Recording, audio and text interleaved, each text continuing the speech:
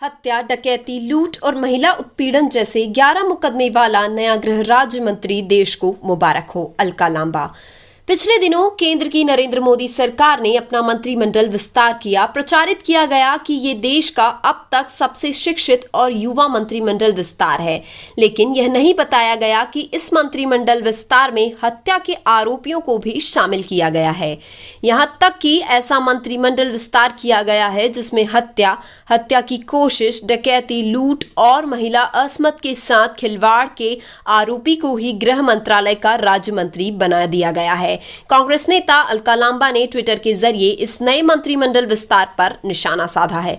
अलका ने मोदी सरकार के नए गृह राज्य मंत्री निशीथ प्रामाणिक का चुनावी हलफनामा शेयर किया है और कहा है कि देश और देश की महिलाओं को मोदी मंडल ने मिले नए राज्य मंत्री श्री निशीथ प्रामाणिक मुबारक हो। अलका ने लिखा है, 2019 के लोकसभा चुनाव में उनके द्वारा चुनाव आयोग को दिया हुआ हलफनामा बता रहा है कि मंत्री जी पर हत्या की कोशिश, डकैती, लूट और महिलाओं की अस्मिता के साथ खिलवाड़ सहित कई अन्य गैर जमानती मामले दर्ज हैं।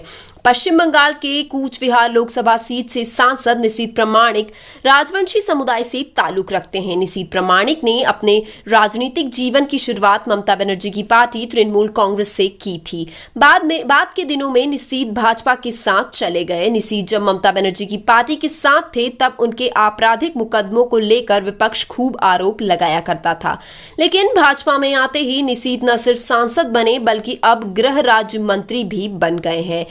इस देश की राजनीति में इन दिनों एक नई परंपरा विकसित होती जा रही है। जब तक कोई शख्स कांग्रेस या किसी दूसरी विपक्षी पार्टी में होता है वह तब तक देशद्रोही, अपराधी और भ्रष्टाचारी होता है।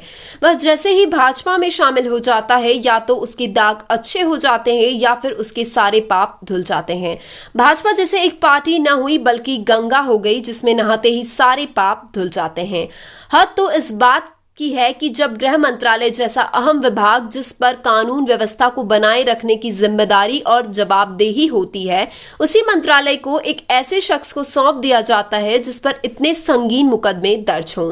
यह पहली बार नहीं है कि मोदी सरकार ऐसे कई कारनामों को अंजाम दे चुकी है। जिस स्मृति ईरानी की डिग्री को लेकर इतने विवाद थे, उन्हें ही शिक्षा मंत्रालय देकर मोदी सरकार